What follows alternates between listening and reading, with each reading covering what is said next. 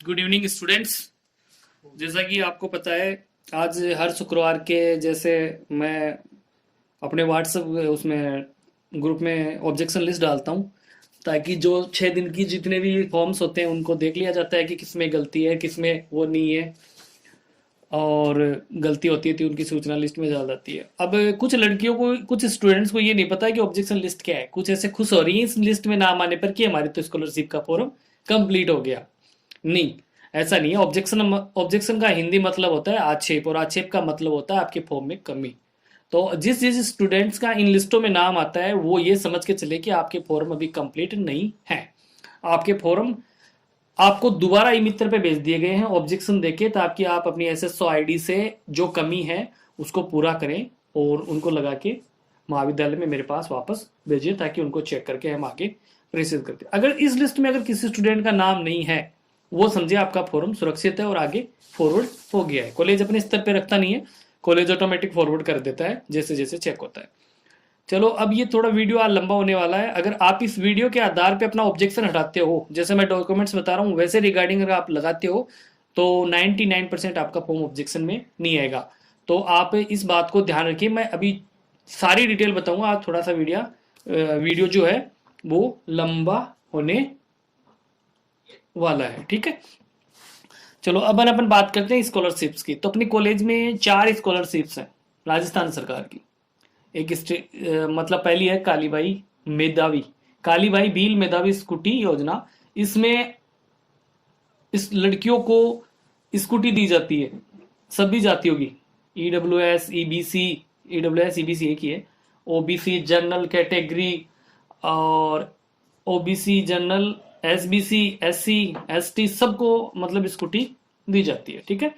दूसरी अपनी है श्री देवनारायण, जब वो गुर्जर समाज के स्टूडेंट्स को मिलती हैं। और तीसरी अपनी है मुख्यमंत्री उच्च शिक्षा योजना में, जिसमें 5,000 तक की स्कॉलरशिप दी जाती है स्टूडेंट्स को, ठीक है। इसके बाद होता क्या है, चौथी जो है वो है उत्तर पोस्ट मैट्रिक, वो भी उसमें 5,000 रुपए तक मिलते हैं। अब सबसे पहले मैं डॉक्यूमेंट्स की बात कर लेता हूं कि आपको सबसे ज्यादा हर स्कॉलरशिप में मैं जहां चेक कर रहा हूं, जहां देख पा रहा हूं, एक में ज्यादा मिस्टेक है। क्या? Income certificate. तो जिस आधार पे मैं आपको बताता हूं, आज उस इंस्ट्रक्शन को आप फॉलो कर लीजिए, उस आधार पे आप अपना ऑब्जेक्शन हटा दीजिए। आपका 99% अगली बार जो शुक्रवार को लिस्ट आएगी उसमें नाम नहीं आएगा। तो सबसे पहले मैं बता देता हूं आपको कि इनकम सर्टिफिकेट जो होता है वो आय प्रमाण पत्र होता है, ठीक है। सभी जानते हैं आय प्रमाण पत्र को इनकम सर्टिफिकेट कहते हैं। तो आय प्रमाण पत्र होता है वो परिवार के मुखिया का बनता है। जैसे किसी लड़की के पिताजी हैं तो पिताजी का बनेगा, और अगर किसी स्टूडेंट्स के पिताजी नहीं है तो उनकी मम्मी का बनेगा। आय प्रमाण पत्र परिवार में मुखिया का बनता है, ठीक है। अब अपन बात करते हैं कि आय प्रमाण पत्र कौन सा होना चाहिए, कौन सा नहीं होना चाहिए। चलो, मैं सबसे पहले एक आय प्रमाण पत्र का फॉर्मेट निकाल लेता हूं और उसमें आपको बताता हूं कि आय प्रमाण पत्र सबसे पहले पॉइंट ये है कि आय प्रमाण पत्र आपका 70, 22 और 23 का होना चाहिए। आपको पता ही नहीं है, 2020-21 का लगा रहे हो, 2021-22 का लगा रहे हो, वो वैलिड नहीं है।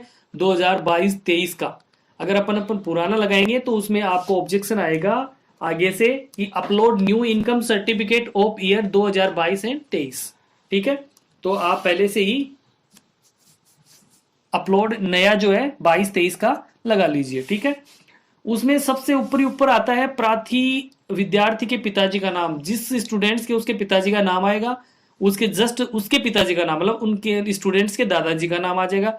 फिर उम्र, स्टूडेंट्स, मैं एक बात और बताता हूं, अगर इनकम सर्टिफिकेट में कोई भी कॉलम खाली है तो आपके ऑब्जेक्शन आएगा। अगर आपका कोई भी कॉलम लागू नहीं है तो उसमें नील लिख दीजिए कि नील, और जो लागू है उसमें अपना डाटा फीड कीजिए। अब ऐसे ऐसे इसको मतलब ये लगा रहे हैं इनकम सर्टिफिकेट कि उनमें जन आधार भी खाली है, बामासा भी खाली है, 2 विटनेस होते हैं गजेटेड अधिकारी, वो ही नहीं लगा रहे। तो भाई ऐसे आपका फॉर्म फॉरवर्ड नहीं किया जाएगा, क्योंकि जैसे अगर हम गलती से कोई फॉर्म फॉरवर्ड कर देते हैं तो हमें भी आगे से नोटिस आ जाता है कि आपने ऐसा फॉर्म फॉरवर्ड कैसे किया, आप चेक करके फॉरवर्ड करें। तो वही जिम्मेदारी हमारी होती है, वही जिम्मेदारी आपकी है। तो आप उस आधार पे अपने आय प्रमाण पत्र को कंप्लीट करें। तो ये ऊपर से हो गया। फिर उसमें जस्ट मैं शुरू से बता देता हूँ एक बार दोबारा आपको इनकम सर्टिफिकेट। सबसे पहली बात तो कि अधिकांश इनकम सर्टिफिकेट हैं वो फोटो वाले लगा नहीं रखे हैं। तो भाई आय प्रमाण पत्र जो बनता है उसके ऊपर फोटो होनी चाहिए। किसकी? जिसका आप इनकम सर्टिफिकेट बना रहे हो। जैसे पिताजी का है तो पिताजी का। फिर वो अटेस्टेड भी होगी, जहां आप नोटरी करवाते हो वहां से वो अटेस्टेड भी होगी फोटो। और उसमें दो विटनेस के साइन होते हैं। विटनेस का मतलब होता है गवाह, जो आपको जानते हो, उनके साइन करवाते हो आप। उनके साइन भी होंगे, उनके मोबाइल नंबर भी लिखेंगे आप, और उनके मोहर, जो उनकी मोहर होती है उनके पद की, वो भी आपको लगवानी है। उसके बाद लास्ट में कोने पे एक इनकम सर्टिफिकेट सीरियल नंबर होता है। अधिकांश लोगों ने देखा होगा इनकम सर्टिफिकेट जो होता है उसके कोने पे एक सीरियल नंबर होता है, तो वो भी आप लगवाइए। अगर आप इनकम सर्टिफिकेट पे सीरियल नंबर नहीं लगाओगे तो उसका मतलब है कि वो रजिस्टर्ड नहीं है। क्योंकि इनकम सर्टिफिकेट जब अपन बनाते हैं, जहां से नोटरी करवाते हैं ना, वो उसको अपने रजिस्टर में एंट्री कर देता है कि भाई ये इतनी तारीख को इसके नाम से रजिस्टर्ड हो गया। तो पहला कॉलम इसमें आ जाता है प्रार्थी के पिताजी का नाम, मतलब आपके पिताजी का नाम। फिर दूसरे कॉलम में आ जाएगा कि पिताजी के पिताजी का नाम, दादाजी का नाम। फिर उम्र आ जाएगी। फिर उसमें आता है कि आधार नंबर। आधार नंबर मतलब पिताजी के आधार नंबर जिसका इनकम सर्टिफिकेट बनता है उसका। फिर कुछ ये जो इनकम सर्टिफिकेट के फॉर्मेट है उनमें भामाशाह नंबर लिखा है और कुछ में जन आधार। तो आप जन आधार लिख दीजिए या भामाशाह लिख दिए, लेकिन कोई भी कॉलम खाली नहीं रहना चाहिए। उसके बाद मोबाइल नंबर आ जाएगा, मोबाइल नंबर। उसके बाद एक नीचे फॉर्मेट आता है कृषि कृषि क्षेत्र से। अगर आप कृषि क्षेत्र से पैसे कमा रहे हो, कृषि क्षेत्र से, तो उसमें कृषि क्षेत्र, कृषि भूमि के आगे जो कॉलम है उसमें लिख दीजिए जितने भी 70,000 की बनाते हो, 80,000 का इनकम सर्टिफिकेट बनाते हो तो उसमें लिख दीजिए। अगर उससे नहीं कमा रहे हो तो उसमें नहीं लिख दीजिए। फिर उसमें 2 नंबर पॉइंट है मुक्ति पुलिस सेवा, नहीं पुलिस सेवा अनुदान और लाभ निकाय आदि। अगर इनसे कमाई है आपकी तो इसमें लगा दीजिए, अगर नहीं है तो नील कर दीजिए। तीसरा पॉइंट है वेतन पेंशन भत्ते मानदेय नियोजन। अगर इससे कमाई है तो उसमें लिखिए कि भाई हाँ मजदूरी है, तो मेरे पिताजी मजदूरी करते हैं तो आपकी जितनी मजदूरी है वो लिख के और मजदूरी पे टिक लगाइए। ठीक है। फिर नंबर 4 है कि मशीनरी किराएदार दुकानदार। अगर दुकानदार हैं तो दुकानदार वाले कॉलम में लिखेंगे, मतलब जिसमें आप पैसे लिख रहे हो उसी पे ही पैसे लिख के उस पर टिक लगाएंगे उस ऑप्शन, बाकी सब नील कर देंगे। ये अन्य स्रोत आय है, इसमें अगर आप और कोई पैसा कमाते हो तो वो यहाँ अलग लिखे, फिर दोनों के जुड़ जाएंगे। फिर कुल वार्षिक आय, अगर किसी भी नहीं है सिर्फ मजदूरी है या दुकानदार है जो भी है, एक आ जाएगा। जैसे 60,000 किसी ने लिखे हैं तो कुल वार्षिक आय 60,000 आ जाएगी, रोल खत्म। इसके बाद इसमें डेट है साइड में, तो डेट लिख दीजिए।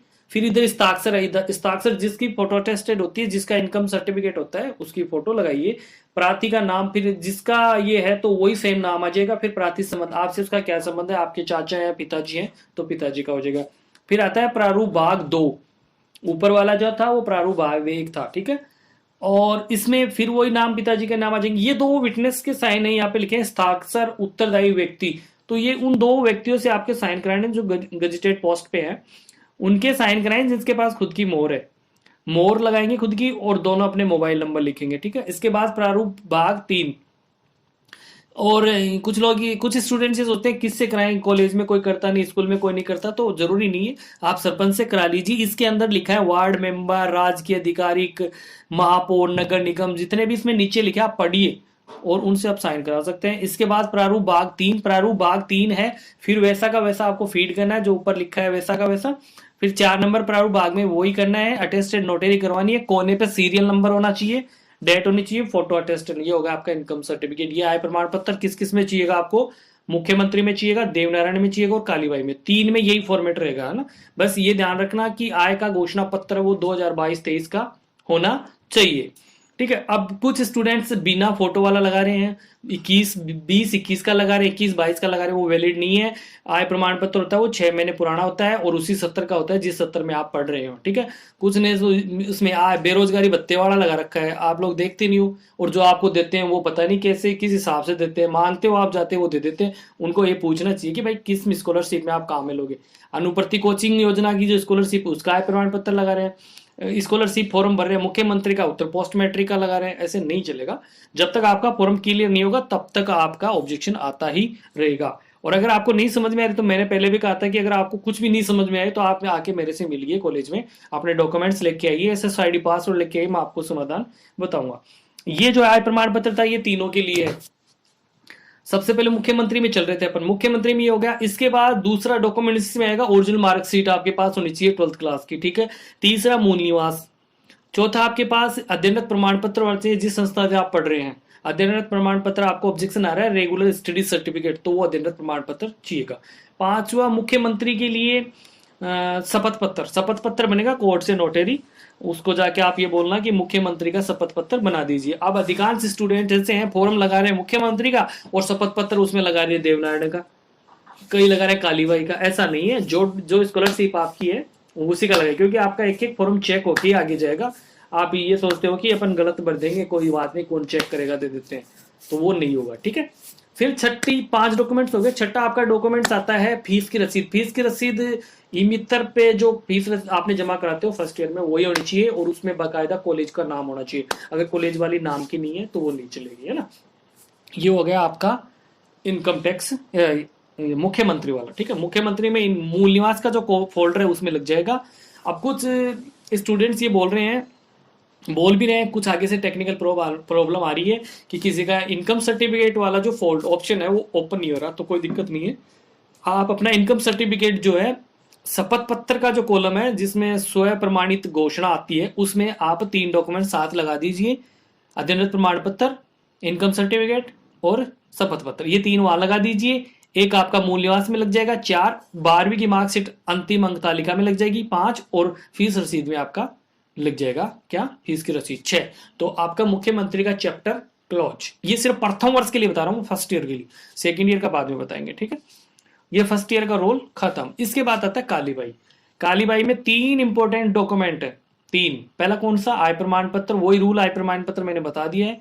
दूसरा 12वीं की अंक तालिका, और तीसरा फीस की रसीद। अब इसमें शपथ पत्र की कोई आवश्यकता नहीं है, क्योंकि आयुक्तालय ने अभी 2-3 दिन पहले शायद 28 को एक नोटिस काट दिया है, उसमें लिखा है कि अधिक सिर्फ 3 ये डॉक्यूमेंट्स कालीबाई के लिए, बाकी अध्ययनरत प्रमाण पत्र की कोई आवश्यकता नहीं है, शपथ पत्र की कोई आवश्यकता नहीं है।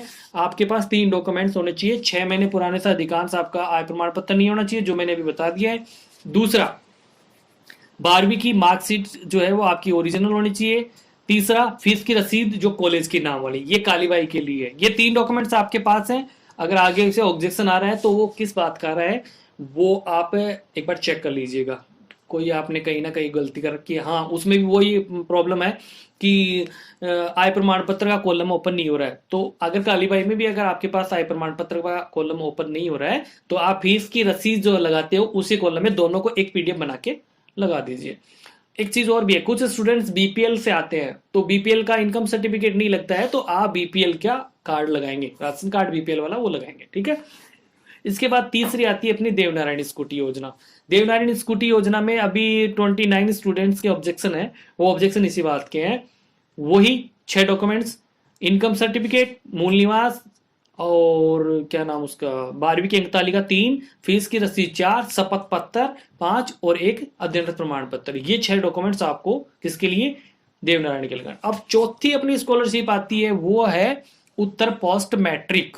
उत्तर पोस्ट मैट्रिक में आपके पास 2 ही डॉक्यूमेंट्स है, एक तो है फीस की रसीद और एक अंतिम अंक तालिका, ठीक है। उसमें आपको किसी उसकी कोई वो भी नहीं है कि आपके 60% होना ही अनिवार्य है। बाकी सीएम और ये जितने भी स्कॉलरशिप्स हैं इनमें 60% से अपर को ही माना जाता है, बाकी नीचे नहीं। लेकिन अगर आप 60 से कम है तो आप उत्तर पोस्ट मैट्रिक अप्लाई कर सकते हैं। और मैंने एक ये चीज भी सोची आज कि अगर देवनारायण स्कूटी और क्या नाम इसका, देवनारायण स्कूटी और कालीबाई स्कूटी, ये 2 और एक मुख्यमंत्री 3, अगर ऑब्जेक्शन बार बार भी आ रहा है फिर भी नहीं समझ में आ रहा, तो मंडे को, किसको, मंडे को, सोमवार को कॉलेज में 11 बजे, सोमवार को कॉलेज में 11 बजे के बाद आप मेरे से आके मिल सकते हैं। आपके अगर ये नहीं समझ में आ रहा है तो आप मेरे से आके सजेस्ट कर सकते हैं कि सर ये बार बार आ रहा है, ये हमारे डॉक्यूमेंट्स में, तो फिर मैं आपकी ये प्रॉब्लम सॉल्व कर दूंगा। आप निश्चित होके आइए और अपने ऑब्जेक्शन हटाइए, क्योंकि जितने ऑब्जेक्शन आप हटेंगे जितनी फाइल सही होगी, क्योंकि ये लिस्ट जो आई है ये ऑब्जेक्शन की चल रही है, ठीक है। और इसके बाद मैं क्या बता रहा था, सेकेंड ईयर, भाई सेकेंड ईयर के आपने फॉर्म भर दिए, ठीक अच्छी बात है, लेकिन आप ऑब्जेक्शन मत हटाइए। ऑब्जेक्शन इसलिए मत हटाइए कि अभी आपकी ओरिजिनल मार्कशीट नहीं है, जब तक आपकी ओरिजिनल मार्कशीट नहीं आएगी तब तक आप मत हटाइए। अब मैं यहाँ से ऑब्जेक्शन जाता है आपके पास कि upload original last year marksheet when come, मतलब जब आए तब आपको लगाना है, लेकिन फिर भी आप उसको री ऑब्जेक्शन मार के क्या लिखते हो, ओके। अरे ऑब्जेक्ट ओके क्यों कर रहे हो भाई, उसको वहीं छोड़ दो, ठीक है। और उसको वापस मत भेजिए, जब मार्कशीट ओरिजिनल आ जाएगी उसके बाद लगा के भेजिए। ये 4 स्कॉलरशिप थी, चारों के मैंने इंस्ट्रक्शन आपको बता दिए अच्छे से। इनकम सर्टिफिकेट स्पेशल है क्योंकि इनकम सर्टिफिकेट में सबसे ज्यादा मिस्टेक आ रही है। इनकम सर्टिफिकेट 22 और 23 का होना चाहिए। बाकी हो सकेगा मेरे हिसाब से आपको समझ में आ गए, फिर भी नहीं समझ में आया तो आप मेरे से आके मिलिए, फिर भी मैं वीडियो बना के आपको सूचना देता हूँ। अगर आपको अच्छा लगे तो चैनल को सब्सक्राइब जरूर कीजिएगा और वीडियो को शेयर कीजिए। ये जो सूचना है ये जरूरी नहीं है कि कमला मोदी गर्ल्स कॉलेज के लिए है, ये स्कॉलरशिप जहाँ भी चलती हैं, जो भी मतलब कॉलेज हैं रिलेटेड आपके आसपास में, चाहे आपके कोई भी पढ़ता हो, बबाई, नीम का थाना, जो भी है सरकारी कॉलेज हो, सबके लिए रूल बराबर है। प्राइवेट कॉलेज है तो भी उसमें ये नियम रहेंगे, है ना। तो इतना कह के जय हिंद, जय भारत।